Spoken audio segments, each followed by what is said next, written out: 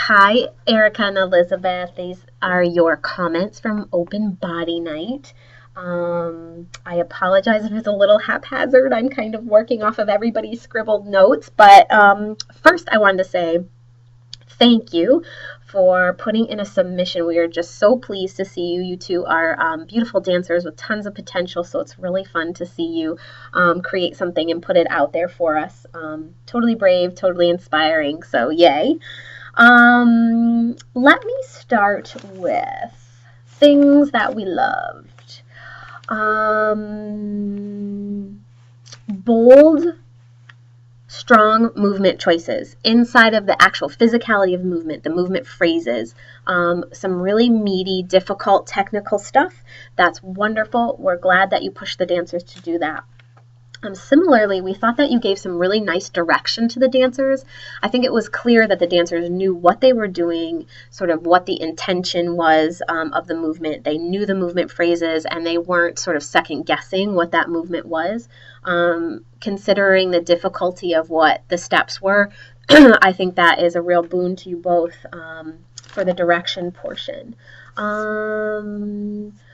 We liked how the tempo and the, what do I want to call it, the physicality was strong and aggressive. So even though the theme was sort of like coming of age and finding your comfort zone, it's still, you're really sort of biting at and being aggressive inside of the music and the movement style. That was really positive and very exciting for an audience member to watch. So some of the things that led to our decision this semester to not include the piece were these things. One of the big things was that the dancing and your thematic idea didn't seem to match up. So let me break that down a little bit. The music, right, was the lyrical quality of the music and the idea felt to us like the two should go together hand in hand.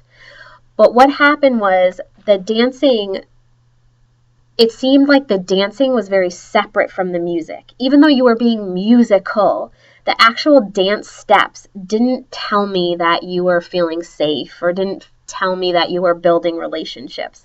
To me, it just looked like a dance that went to this lovely music. So what that made me do as an audience member was either watch the music, watch the dance or listen to the music, but not seamlessly blend both, okay? We think that you could have taken more sensitivity, especially if you're going to use music with lyrics, to really think about the humanness, not so much the dance steps, but the human quality the human movement that would lend itself to what the words are saying in the piece, or the non-dancer thing that makes you feel safe. How can you articulate that in the body without whacking a leg or doing a spin or dropping to the floor? Which brings me to sort of another point. You two come out of the competition dance circuit, which is strong and lovely and valid. But there's a transition that has to happen inside the academic program where while you are strongly and fiercely technique-based, you have to start thinking about movement from other angles. So instead of movement for the sake of movement, like I can do 10 turns, so I'm going to do 10 turns, you have to think about, well, does a turn reflect what I'm trying to say thematically? Does it reflect what I'm trying to say from a theatrical standpoint?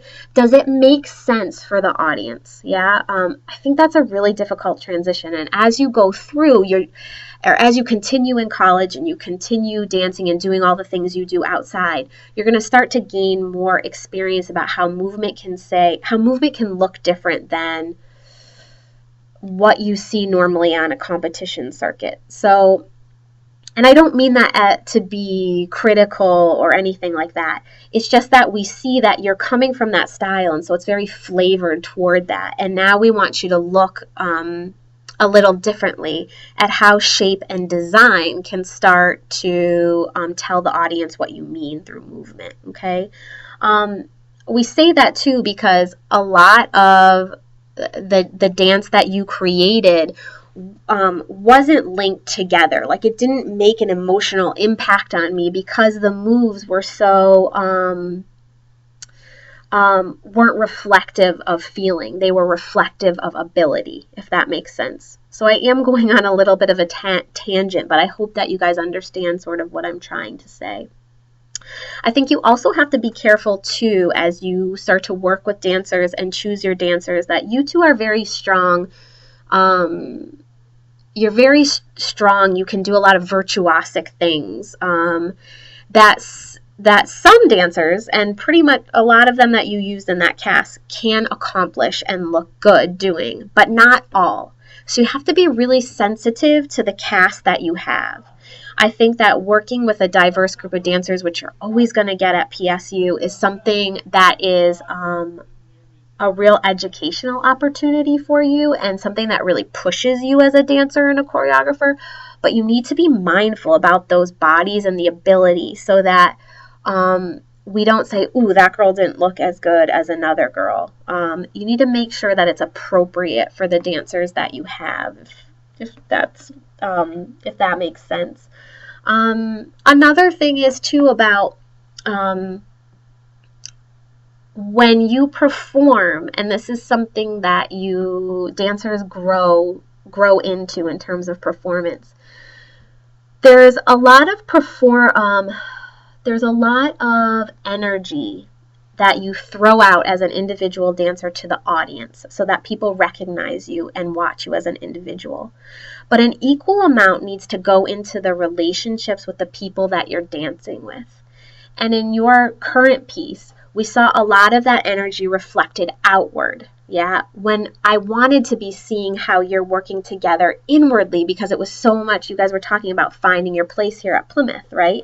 Like, we're a community. The dance division is such a community. And to me, community is more like inside of the circle rather than outside of it. So that's another sort of sensitivity that I want you guys to consider and think about. You can be impactful.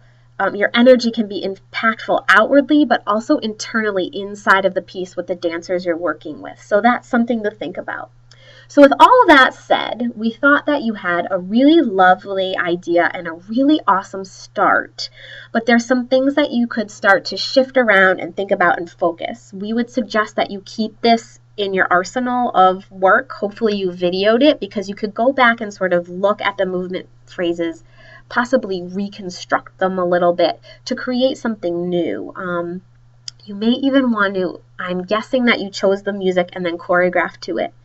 I would suggest let go of music and just start creating movement phrases that make you feel what you're trying to put forth, and then attach them to music. That might be an interesting way for you guys to work a little bit.